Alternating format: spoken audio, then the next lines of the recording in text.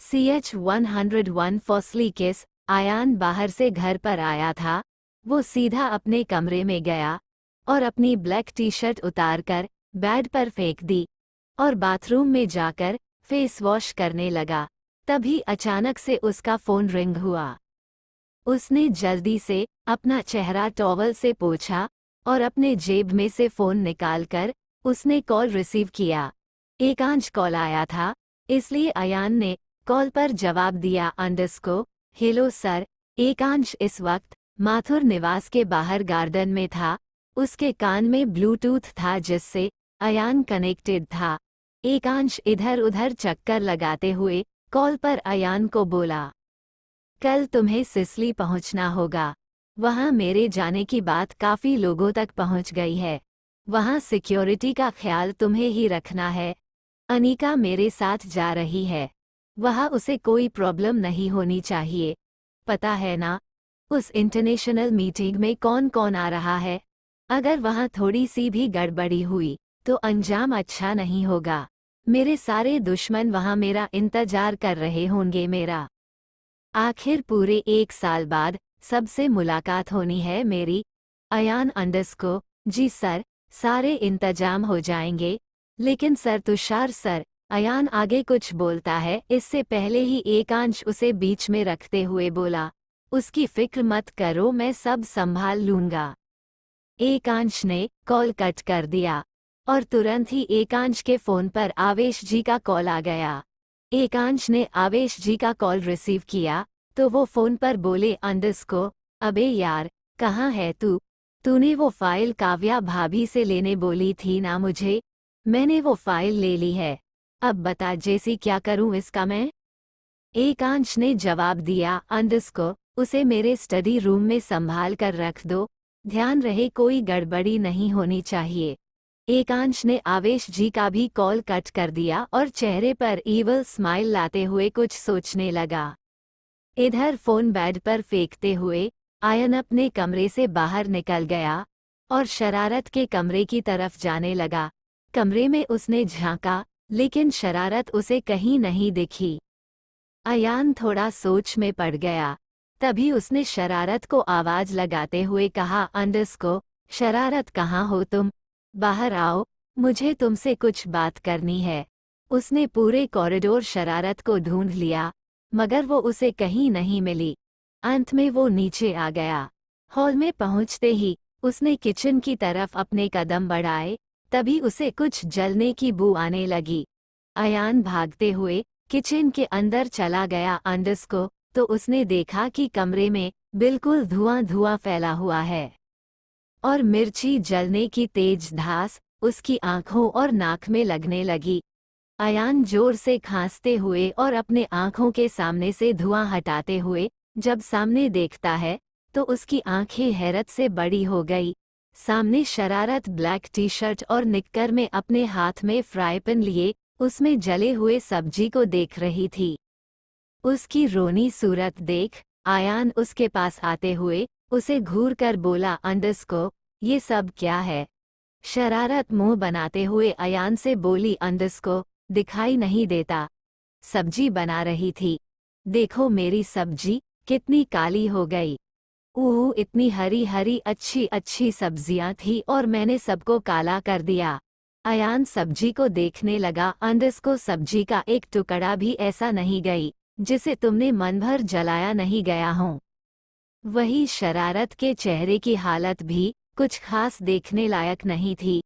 सब्जी बनाते बनाते उसने अपने पूरे चेहरे पर हल्दी नमक लगा दिया था।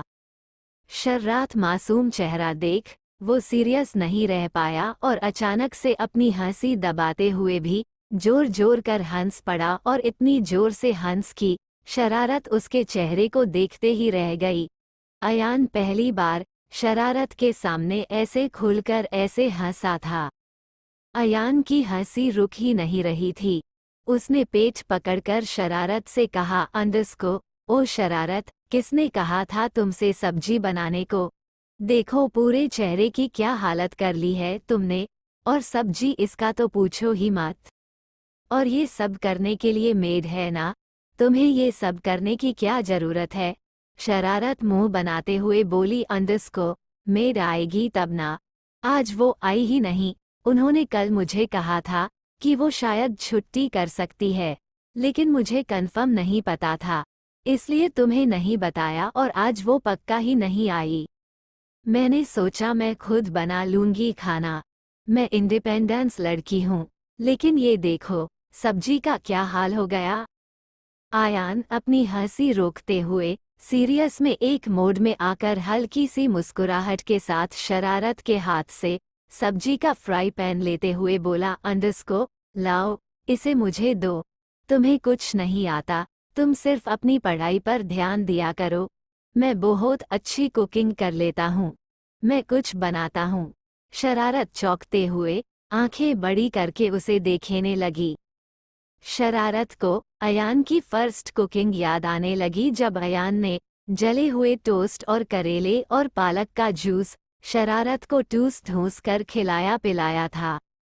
शरारत अयान के हाथ से फ्राई पैन छीनते हुए बोली, अंडस्को, नहीं तुम रहने दो, मैं खुद कुछ बना लूंगी या फिर भूखे लूंगी, लेकिन मुझे तुम्हारे हाथ से कुछ नहीं खाना। बहुत बकवास खाना बनाते हो तुम। उस दिन तुमने नाश्ता बनाया था ना, डर के मारे मैंने खा लिया, लेकिन उसके बाद मुझे जितनी उल्टी आई मैं बता नहीं सकती। शरारत के मुंह से ये बात सुन आयान चिढ़ते हुए बोला, अंडस्को, क्या कहा तुमने? मैं अच्छा खाना नहीं बनाता। शरारत, अंडस्को, हाँ, बिल्कुल अच्छा खाना नहीं बनाते तुम। कड़वे करेले जैसे शक्ल के तुम्हारे मुंह का टेस्ट भी वैसा ही होगा, इसलिए तुम्हें करेले का जूस पसंद आता है, लेकिन मुझे करेले पसंद नहीं और जूस तो बिल्कुल भी नहीं।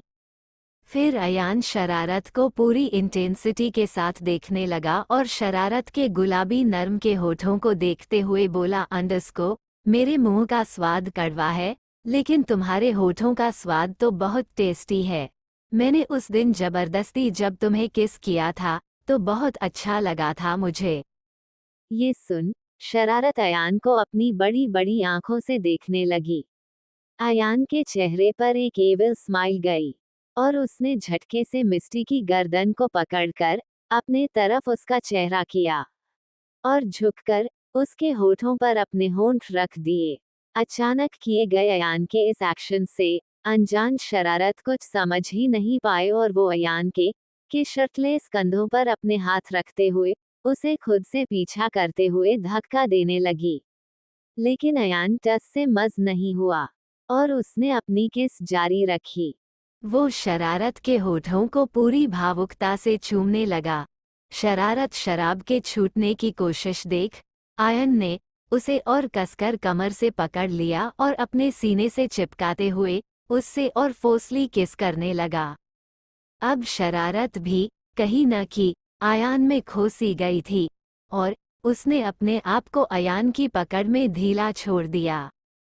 थोड़ी देर बाद जब आयान को लगा कि शरारत गहरी सांसें ले रही है, तब उसने शरारत के होठों को छोड़ दिया और उसे खुद से चिपकाए हुए ही बोला, अंडस्को, करेले कैसा टेस्ट कहा था तुमने मेरे मुंह का? अब खुद फैसला कर लो, मेरा टेस्ट कैसा है? मैं पिज़्ज़ा ऑर्डर करता हूँ। शरारत अपनी उफान भरती सांसों को संभालती हुई आयान को देखने लगी। उसकी आंखों में हैरत साफ साफ देखी जा सकती थी। इधर एकांश अनीका को गाड़ी में बैठाकर कार ड्राइव करने लगा। आधा रास्ता अभी बाकी था। इस बीच दोनों में कोई बातचीत नहीं हुई थी अभी तक। अनीका अपने मुंह का पानी गटकते हुए मन ही मन सोचने लगी, अंडस्को, ये आदमी कुछ बोल क्यों नहीं रहा? अभी तक बिन्नी वाली बात से गुस्सा है क्या? तभी एकांश ड्राइव करते हुए बीना अनीका की तरफ देखे हुए बोला, अंडस्को, what are you thinking sweetheart? Anika अपने ख्यालों से निकलते हुए एकांश की तरफ देखे बोली, अंडस्को, कुछ नहीं, बस ऐसे ही। थोड़ी देर में शोरूम आ गया। एकांश ने गाड़ी रोकी और अनीका को शोरूम के अंदर ले आया। ये काफी महंगा जगह थी, जहाँ का मैनेजर भी एकांश को पहचानता था। उसने एकांश का वेलकम किया और एकांश से बोला अंडरस्को, मैं आपकी क्या सेवा कर सकता हूँ सर? एकांश अंडरस्को, यहाँ की सबसे कॉस्टली विंटर ड्रेस दिखाओ मेरी वाइफ को। मैनेजर अंडरस्को, जी सर। मैनेजर ने अनिका से कहा अंडरस्को, आइए मैम, मैं आपको एक से बढ़कर एक ड्रेस दिखाता हूँ। वो अनिका को अलग अलग तरीके के कॉस्टली ओवरकोट दिखाने लगा, जो कि देखने में बहुत अच्छे थे। उनमें से एक ब्राउन कलर का कोट अनिका को थोड़ा पसंद आया और उसने मैनेजर से पूछा अंडरस्को, ये कितनी रेंज तक का कोट है? इसका टैग कहाँ है? अनिका टैग ढूंढती ही रह गई और मैनेजर बोला अंडरस्को, ओनली 4.6 लाख रुपए मैम। मैनेजर के मुंह से प्राइस सुनकर अनिका के आंख, कान, नाक हर जगह से धुआं निकल गया और वो चौंकते हुए बोली अंडरस्को, 4.6 लाख। Are you crazy? ये एक ओवरकोट ले रही हूँ, पूरा शोरूम का रेट नहीं पूछा मैंने। मैनेजर अंडरस्को, मैम, ये इस एक जैकेट का ही प्राइस है। This is pure leather height length jacket. मनेगा और बोलता तभी एकांश ने बीच में ही उसकी बात को काटते हुए कहा अंडरस्को, स्टॉप, इसे पैक करो और इससे हाई रेंज वाली जैकेट निकालो और थोड़ा जल्दी जल्दी करो। मैनेजर अंडरस्को, यस सर। अनिका एकांश को रोकते हुए बोली अंडरस्को, तुम पागल हो। 4,000 भी इस कोट की कीमत नहीं है और तुम लाखों में कीमत चुकाओगे? और तुमने और हाई रेंज की जैकेट मंगवा ली। अनिका ये सब जोर जोर से बोल रही थी और वहाँ के सारे हाई वाई सर्वेंट्स उसे ही देखने लगे। एकांश अनिका को चुप कराते हुए बोला अंडरस्को, शट अप बेबी, तुम बस चीजें पसंद करो, कीमत देखना तुम्हारा काम नहीं है, वो सब तुम मुझ पर छोड़ दो। तभी मैनेजर और ड्रेसेस और जैकेट्स ले आया और अनिका आंखें फाड़ के बोली अंडरस्को, ये सब कितने लाख की है? 5 लाख, 6 लाख। हमें नहीं चाहिए ये सब। मैनेजर मुस्कुराते हुए बोला अंडरस्को, प्लीज मैम, आप हमारी शॉप से ऐसे खाली हाथ चली जाएंगी तो हमारी रेपुटेशन मिट्टी में मिल जाएगी। ये देखिए, ओनली 7 लाख की जैकेट आपके ऊपर बहुत अच्छी लगेगी। अनिका एकांश को गुस्से से घूरते हुए बोली अंडरस्को, तुम्हारा दिमाग तो ठिकाने पर है। ये लूट लेगा तुम्हें, कंगाल बना देगा। चलो यहाँ से। अनिका ने एकांश का हाथ पकड़ लिया।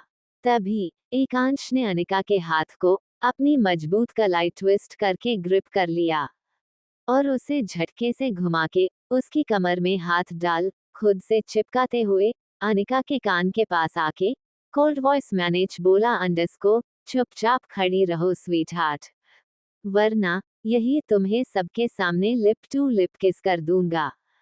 एकांश की धमकी सुन अनिका बिल्कुल सीधी खड़ी हो गई और एकांश ने खुद अनिका के लिए कपड़े सेलेक्ट किए।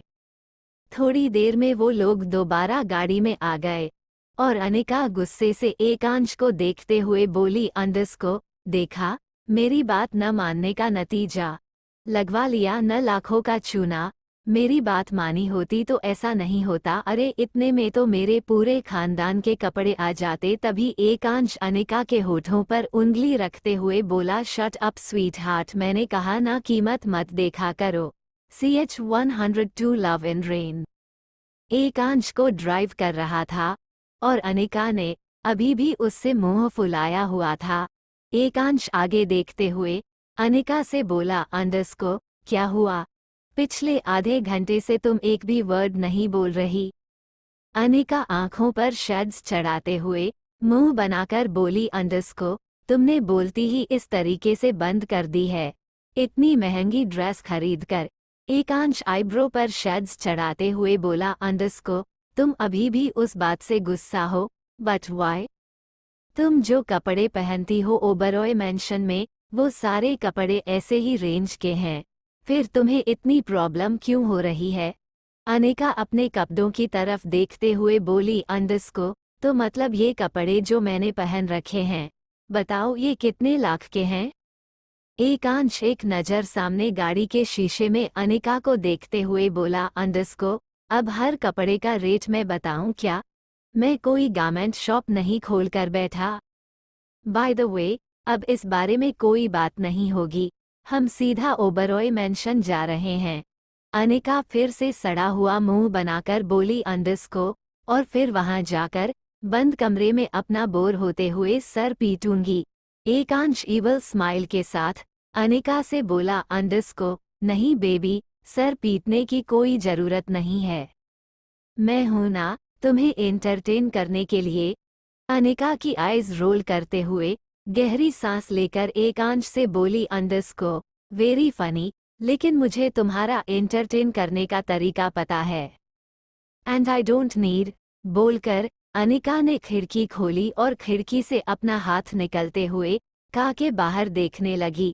बाहर से आई सर्द हवाएं अपने चेहरे पर महसूस कर अनिका सुकून की सांस ले रही थी। उसके खुले बाल बड़े ही खूबसूरती से पीछे की तरफ उड़ रहे थे। तभी अचानक से बारिश होने लगी। वो लोग इस वक्त हाईवे पर थे, जहां इक्का दुक्का गाड़ियां ही चल रही थी। अनिका खिड़की से बाहर अपने हाथ निकालकर बारिश की बूंद को महसूस करने लगी। तभी एकांश अनिका की बाह पकड़ उसे अंदर की तरफ खींचते हुए बोला अंडस को, क्या कर रही हो? ऐसी गाड़ी से बाहर हाथ नहीं निकालना चाहिए। अनिका एकांश की तरफ गुस्से से देखते हुए बोली अंडस को, स्टॉप द कार। एकांश आगे देखते हुए ड्राइव करते बोला अंडस को, what, but why sweet heart? Anika दोबारा से सख्त आवाज में बोली अंडस को, मैंने कहा गाड़ी रोको। एकांश ने अब भी गाड़ी नहीं रोकी और अनिका से बोला अंडस को, लेकिन बाहर बारिश हो रही है, बाहर जाकर क्या करोगी? वैसे भी शाम होने वाली है, चुपचाप चलो। अनिका फिर से बोली अंडस को, तुम गाड़ी रोकते हो या नहीं? इस बार एकांश ने गाड़ी बीच हाईवे पर रोक दी। अनिका जल्दी से गाड़ी का दरवाजा खोल गाड़ी से बाहर निकल गई और गाड़ी के सामने जाते हुए एकदम से बाहें फैलाकर वो बारिश की बूंद को अपने तन पर महसूस करने लगी।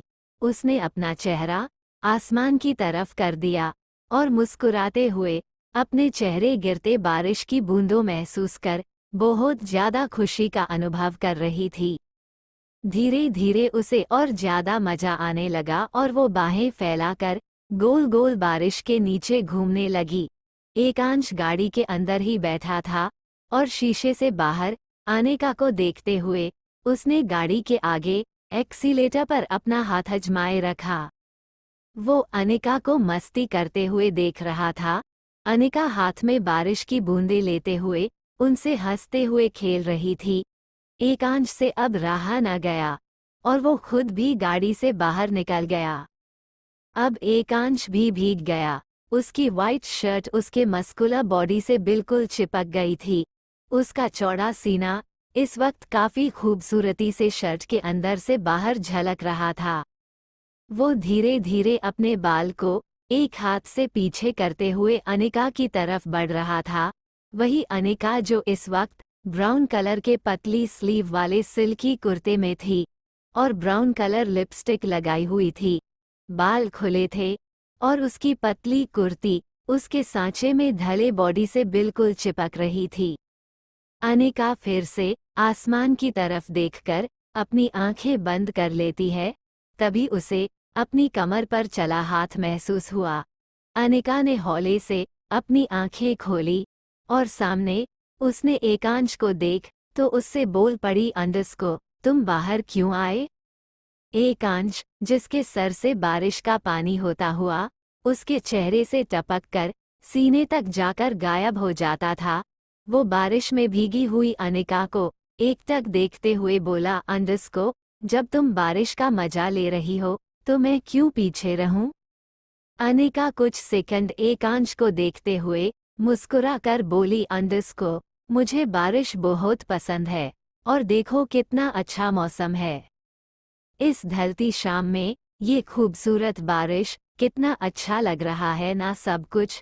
अनिका पूरे नज़ारे को देखते हुए बोली और एकांश अभी भी अनिका को ही देख रहा था। वो अपनी आंखों में अनिका का चेहरा लिए कोल्ड वॉइस में अनिका को देखते हुए ही बोला अंडरस्को, हाँ, बहुत खूबसूरत। अनिका खुलकर मुस्कुराने लगी और एकांश उसको ही देखता रहा। तभी एकांश ने अपने दूसरे हाथ को भी अनिका की पीठ पर लाते हुए उसका ध्यान अपनी तरफ कर लिया। अनिका एकांश को देखते हुए अपने आईब्रो पर सिकोड़ते चढ़ाते हुए बोली अंडरस्को, क्या हुआ, ऐसे क्या देख रहे हो? एकांश हल्की सी तिरछी मुस्कुराहट के साथ अनिका के गीले होठों को देखते हुए बोला अंडरस्को, मुझे नहीं पता था तुम बारिश के पानी में भीगी हुई इतनी हॉट लगोगी। अनिका आंखें बड़ी करके एकांश को देखते हुए बोली अंडरस्को, तो मिस्टर थरकी, यहाँ भी आपकी थरक शुरू हो गई? एकांश की तिरछी स्माइल ये सुनकर और बड़ी हो गई और वो फिर से अनिका से बोला अंडरस्को, इस थरक की वजह भी तो तुम ही हो स्वीट हार्ट। और फिर एकांश ने अनायास ही अनिका के होठों से अपने होंठ जोड़ दिए। अनिका ने भी अपनी आंखें बंद कर ली और एकांश भी आंखें बंद करके अनिका के होठों को महसूस करने लगा। एकांश बड़ी ही पैशनेटली अनिका के होठों को किस कर रहा था, वही अनिका भी अब अपना काबू खो रही थी। उसने भी एकांश के वाइट शर्ट का कॉलर पकड़ लिया और अपने उच्छिकाते हुए वो एकांश किस में इन्वॉल्व होने लगी। दोनों एक दूसरे के होठों को शिद्दत से चूम रहे थे। बारिश की बूंदें उन पर बड़ी ही खूबसूरती से पड़ रही थी। दोनों के बदन अंदर से सिहर रहे थे। एकांश किस करते करते अनिका की कमर को सहलाने लगा। अनिका भी एकांश के होठों को और शिद्दत से चूमने लगी।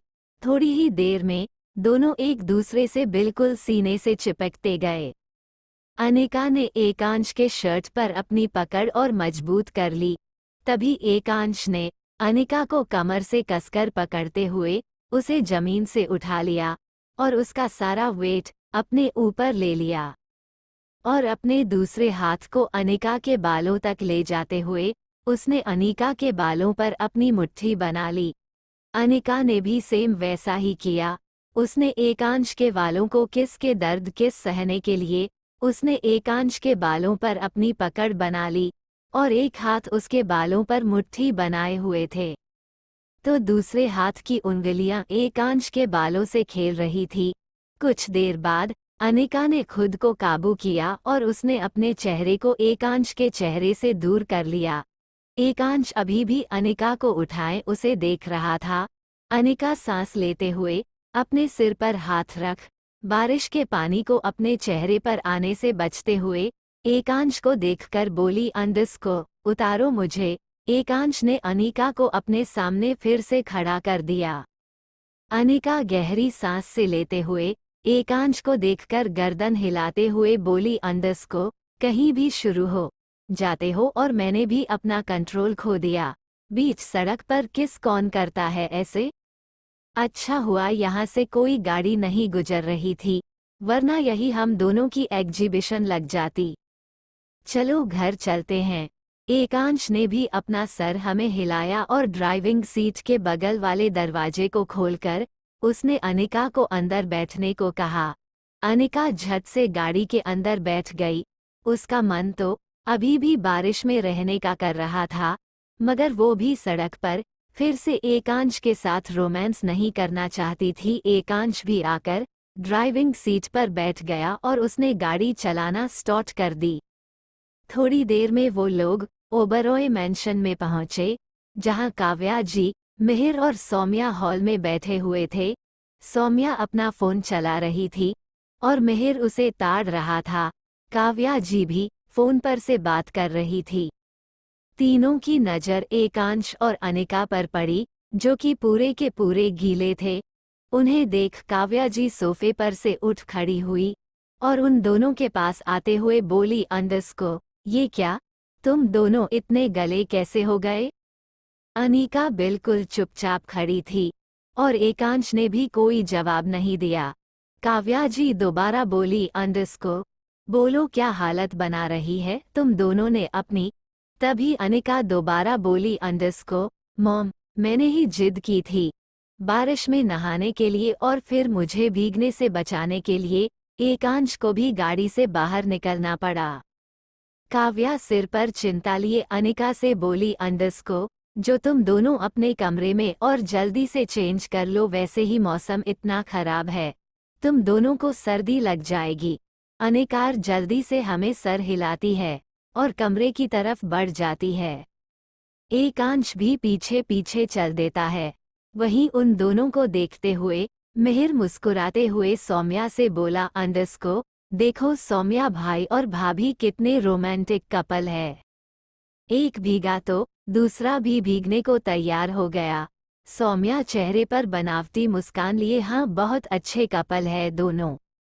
और फिर मन ही मन सौम्या खुद से बोली, अंडस्को, ये मुझसे शादी कर लेता तो क्या बिगड़ जाता है इसका। अनिका के साथ रोमांस कैसे कर रहा है और मैं कैसे बंदरिया दिखती हूँ, जो उसने मुझे कभी भाव नहीं दिया और पल्ले पड़ गया ये कार्टून, जिसे देखकर जबरदस्ती अपने अंदर फीलिंग लानी पड़ती है इसके लिए। अनिका एकांश कमरे में गए और एकांश ने जल्दी से वार्डरोब से टॉवल निकालकर अनिका के गीले बाल पोंछना शुरू कर दिया और अनिका एकांश को देखते ही रह गई। लेकिन एकांश का ध्यान इस वक्त सिर्फ अनिका के बालों पर था। तभी अचानक से अनिका को छींक आ गई और उसने दोनों हाथ से अपना मुंह बंद कर लिया। एकांश ने अनिका के बाल छोड़े और सीधा खड़ा होकर अनिका को घूरने लगा। अनिका दोबारा छींकी और फिर किसी तरह खुद को संभालते हुए वो एकांश को आंखें छोटी करके देखते हुए बोली, अंडस्को, क्या हुआ, ऐसे क्या घूर रहे हो। एकांश बिना भाव के चेहरे के साथ अनिका से बोला, अंडस्को, कहा था ना तुम्हें बारिश में नहीं निकलने को, सर्दी लग जाएगी, तुम्हें नहीं माननी कोई बात। तुम अब देखो। अनिका अपने कंधे उचकाते हुए बोली, अंडस्को, so what, I love rain, और बारिश हमारी मर्जी से थोड़ी ना होती है, कभी कभी हो जाती है, तो मजे ले लेने चाहिए। ओके, अब जो खुद भी चेंज कर लो और मुझे भी चेंज करने दो। बोलते हुए अनिका जल्दी से वार्डरोब से अपने कपड़े निकालकर चेंजिंग रूम में चली गई। जब वो बाहर आई तो उसने देखा कि एकांश ने भी चेंज कर लिया है। एकांश इस वक्त ब्लैक कलर के लोअर में था और अनिका ड्रेसिंग टेबल के सामने जाकर अपने बाल ठीक करते हुए अपने आप को आईने में देखने लगी और फिर से उसे छींके आ गई। तभी एकांश फिर से आके उसके पास आकर खड़ा हो गया और बोला, अंडस्को, तुम्हें सच में बहुत सर्दी लग गई है। अनिका फिर से 2 से 3 बार छींकी। इस बार एकांश ने अनिका की दोनों बाह पकड़कर उसे बेड पर बैठे हुए कहा, अंडस्को, चुपचाप यहीं बैठो, मैं सर्वेंट से बोलकर तुम्हारे लिए इस स्टीम का इंतजाम करता हूँ। और वो दरवाजे की तरफ जाने लगा। तभी अनिका ने एकांश का हाथ पकड़ लिया और मुंह बनाते हुए बोली, अंडस्को, रहने दो ना, ठीक है। एकांश अपनी आंखों पर बड़ी करते हुए अनिका को पीछे मुड़कर देखते हुए बोला, अंडस्को, चुपचाप मुंह बंद करके बैठी रहो, वरना तुम्हारे मुंह बंद करने का दूसरा आइडिया भी है मेरे पास। आगे जारी है।